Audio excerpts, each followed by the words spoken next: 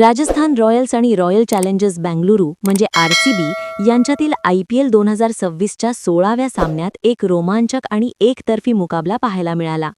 आरसीबीने प्रथम फलंदाजी करताना 20 ओव्हरमध्ये 8 विकेट्स गमावून 201 धावा केल्या. प्रत्युत्तरात राजस्थान रॉयल्सने 18 ओव्हरमध्ये फक्त 4 विकेट्स गमावून 202 धावांचे लक्ष्य सहज पार केले आणि 6 विकेट्सने विजय मिळवला. या विजयात 2 तरुण खेळाडूंची भूमिका सर्वात महत्त्वाची ठरली, वैभव सूर्यवंशी आणि ध्रुव जुरेल.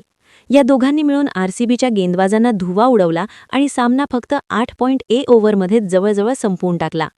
आरसीबीच्या फलंदाजीला सुरुवात चांगली झाली नाही. फिल सॉल्ट पहिल्या चेंडूवरच बाद झाले. विराट कोहलीने 16 चेंडूंत 32 धावा म्हणजे स्ट्राईक रेट 200 केल्या, पण 32 धावांवर बाद झाले. फाफ डुप्लेसिस, कुणाल पांड्या, जितेश शर्मा आणि टीम डेव्हिड यांचा फॉर्म या सामन्यात फ्लॉप ठरला. मात्र कर्णधार रजत पाटीदारने 40 चेंडूंत 63 धावांची चांगली खेळी केली. रोमारियो शेफर्डने 11 चेंडूंत 22 धावा केल्या आणि इम्पॅक्ट प्लेअर म्हणून आलेल्या व्यंकटेश अय्यरने 15 चेंडूंत 29 धावा केल्या. अशा प्रकारे आरसीबीने 201/8 पर्यंत मजल मारली. राजस्थानकडून जोफ्रा आर्चरने 3 ओव्हरमध्ये 33 धावांत 2 विकेट्स, रवी बिश्नोईने 4 ओव्हरमध्ये 32 धावांत 2 विकेट्स आणि विजय शर्मा म्हणजे ब्रुजेश शर्माने 4 ओव्हरमध्ये 37 धावांत 2 विकेट्स घेतल्या.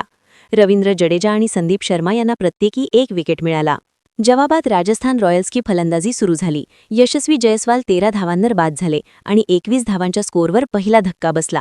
पण त्यानंतर वैभव सूर्यवंशी आणि ध्रुव जुरेल यांनी आरसीबीच्या गेंदबाजांवर तुफानी हल्ला चढवला. पुढील 6.1 ओव्हरमध्ये या दोघांनी मिळून 108 धावा ठोकल्या. सूर्यवंशीने 26 चेंडूंत 78 धावा म्हणजे 8 चौकार आणि 7 षटकार फटकावल्या. त्यांचा स्ट्राईक रेट तब्बल 300 होता. 15 चेंडूंतच अर्धशतक झळकावणाऱ्या या 15 वर्षीय युवा खेळाडूने पॉवर प्लेमध्येच सामना आपल्या बाजूने वळवला. जेव्हा सूर्यवंशी 129 धावांच्या स्कोअरवर 8.1 ओव्हरमध्ये बाद झाले, तेव्हा राजस्थानचा स्कोअर 129/2 होता, म्हणजे फक्त 8.1 ओव्हरमध्ये 108 धावा. ध्रुव जुरेलनेही या सामन्यात जबरदस्त खेळी केली. त्यांनी 43 चेंडूंत नाबाद 81 धावा केल्या.